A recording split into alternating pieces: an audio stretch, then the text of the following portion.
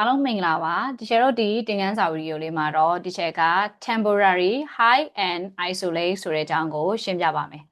ဒါဆိုရင် temporary high လုပ်တဲ့အခါမှာဒီချက်တို့ high လုပ်တဲ့အကြောင်းအရာ၃မျိုးရှိပါတယ် shortcut လေးရှိတယ်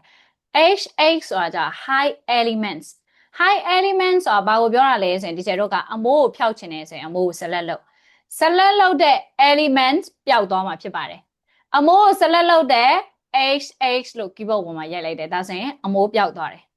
ဟာနော်ဒီပရင်းပေါက်လေးနှစ်ပေါက်ပျောက်ချင်တယ်ဆိုရင်ဒီပရင်းပေါက်နှစ်ပေါက်ကို select လုပ်လိုက်တယ် HH ဆိုရင်ဒီပရင်းပေါက်လေးနှစ်ပေါက်ပျောက်သွားတယ်ဟာနော်ဒီတကားပေါက်လေးနှစ်ပေါက်ကိုဖျောက်ချင်တယ်ဆိုရင်ဒီတကားပေါက်ကို select လုပ်တယ် select လုပ်တဲ့ element ပျောက်တာဖြစ်ပါတယ်နော် HH ဟုတ်ပြီနော်ဒါဆိုရင်ဒီချက်တော့ HH ဆိုတာဘာလုပ်တာလဲဆိုရင် select လုပ်တဲ့ elements ပျောက်တာဖြစ်ပါတယ်ဒါဆိုရင်ဒီချက်တော့ပြန်ဖော်ချင်တယ်ဆိုရင် shortcut က HR နော်ဒီမှာသူဘာပြောထားလဲဆိုတော့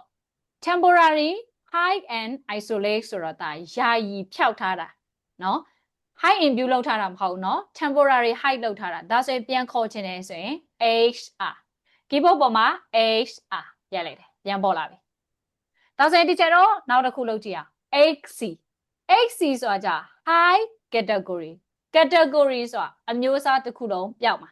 ဒါဆိုရင်ဒီပရင်းပေါက်ကိုအကုန်လုံးဖျောက်ချင်တယ် HC အကုန်ပျောက်သွားတယ်အမိုးဆိုရင်တော့တစ်ခုပဲရှိတယ်เนาะအစကလေးကဒါဆိုရင် level line ကိုအမျိုးအစားတစ်ခုလုံး hide ချင်တယ် HC ပျောက်သွားတယ်เนาะ wall အကုန်လုံး hide ချင်တယ် wall select လုပ်တယ် HC ဒါဆိုရင် wall တွေအားလုံး hide သွားပြီနော်ညနေချက်အားလုံး hide ချင်တယ်ညနေချက်ကို select လုပ်တယ် HC ဒါဆိုရင်ညနေချက်တွေအကုန်လုံး hide သွားပြီဒါကကြတော့ select လုပ်ထားတဲ့ category line elements ရဲ့ category line hide တာကိုပြောတာဖြစ်ပါတယ်ပြန်ပေါ်မယ်ဆိုရင် HR ဒါဆိုရင်ပြန်ပေါ်လာတယ်ဒါဆိုရင်နောက်တစ်ခုကဒီချက်တို့ isolate category လို့ခေါ်ပါတယ် isolate category ဆိုကြတော့အမျိုးအစားတစ်ခုပဲကြံခဲ့ချင်တာselect လုပ်တဲ့အမျိုးအစားတစ်မျိုးပဲကြံခဲ့ချင်တာဒါဆိုရင်ဒီချက်ကထားပါတော့အမိုးနဲ့ပတင်းပေါက်ပဲကြံခဲ့ချင်တယ်ဆိုရင်အမိုးကို select လုပ် control လေးပြီးပတင်းပေါက်ကို select လုပ် IC ဒါဆိုရင်ကြံတဲ့ဟာအကုန်ပျောက်တယ်ဒီနှစ်ခုပဲကြံခဲ့တာပြန်ခေါ်ချင်တယ်ဆိုတော့ reset temporary hide and isolate က HR ပဲဒါဆိုရင် HR ဒါဆိုရင်အကုန်လုံးပြန်ပေါ်လာမှာဒါဆိုရင် column လေးပဲကြံခဲ့ချင်တာဒီချက် column ကိုပဲ select လုပ် IC ဒါဆိုရင် column တစ်မျိုးပဲကြံခဲ့မှာအားလုံးကိုပြန်ဖော်ချင်တယ် HR column ရဲ့ floor ရဲ့ကြံခဲ့ချင်တာဒီချက်ဒါဆိုရင် column ရဲ့ floor ရဲ့ roof ရဲ့ဆိုပါတော့ဒါဆိုရင်တစ်ခုချင်းစီ control လေးဖိပြီးတော့ selection ပေး IC ဒါဆိုရင်အဲ့ဒီ object ၃မျိုးကြံခဲ့တာဖြစ်ပါတယ် isolate category ဆိုတာဒီချက်တော့ AutoCAD နဲ့ရှင်ပြောရမယ်ဆိုရင် layer ISO ကိုပြောတာပဲဖြစ်ပါတယ်ပြောရမယ်ဆိုတော့ဒါလေးက temporary hide ကဒီချက်တော့အဖွင့်ပိတ်လုပ်တယ်ဆိုတော့သဘောတရားမှာဒီချက်တော့ AutoCAD လို့ဆိုရင် layer control လုပ်တယ် layer တွေကို on off လုပ်တယ် hide လုပ်တယ် freeze လုပ်တယ် ISO လုပ်တယ်အဲ့သဘောတရားတွေဖြစ်ပါတယ်အားလုံးပြန်ပေါ်ချင်တယ်ဆိုရင် shortcut နဲ့သွားမယ်ဆိုရင် HR shortcut နဲ့မသွားချင်ဘူးဆိုဒီချက်တော့ icon နဲ့သွားလို့ရတယ်သူရဲ့ icon ကဒီအောက်နားလေးမှာမျက်မှန်လေးနဲ့ရှိတယ်ဒီနားလေးမှာမျက်မှန်လေးနဲ့ temporary hide and isolate ဆိုတဲ့နေရာမှာ HR ဆိုတာပါလဲဆိုရင် reset temporary hide and isolate ဆိုတာဒါလေးကိုရွေးလိုက်တာဒါဆိုရင်ပြန်ပေါ်လာပြီ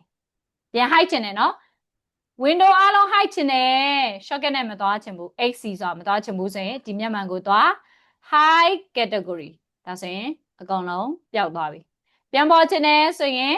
reset temporary ပြောရမယ်ဆိုရင်ဒီချက်တော့ပြောထားတဲ့ shortcut တွေကဒီနားလေးမှာအကုန်ရှိတယ် shortcut မသုံးချင်ဘူးဆိုရင်ဒီက icon ကိုသွားရွေးလိုက်ရုံပဲဟုတ်နော် shortcut သုံးမယ်ဆိုရင်တော့ပို့ပြီးတော့မြန်တာပေါ့ okay hide တဲ့ need တစ်ခုမှာ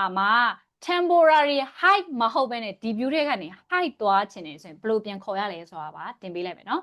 ဒါဆိုရင်ဒီချက်တော့ကပတင်းပေါက်ကို select လုပ်လိုက်တယ်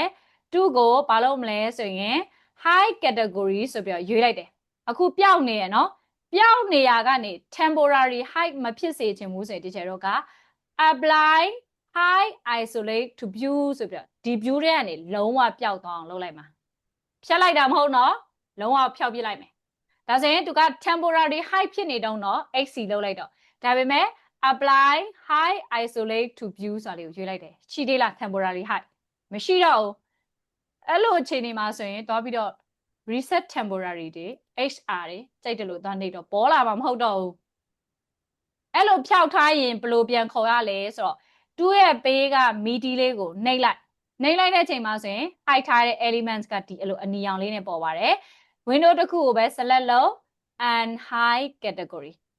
and hide category VU ဆိုပြီးတော့ရွေးလိုက်ပြီးတော့သူ့ရဲ့ပေးကများရဲ့ close ကိုနှိပ်လဲရတယ်အောက်နားလေးက midi ကိုပြန်တော့နှိပ်လဲရတယ်ဒါဆိုရင်ပြန်လင်းလာပြီဒါကမှန်တာပြောရင်တော့ဒီပတင်းပေါက်ကို highlight တဲ့ knee ကဒီကျတော့က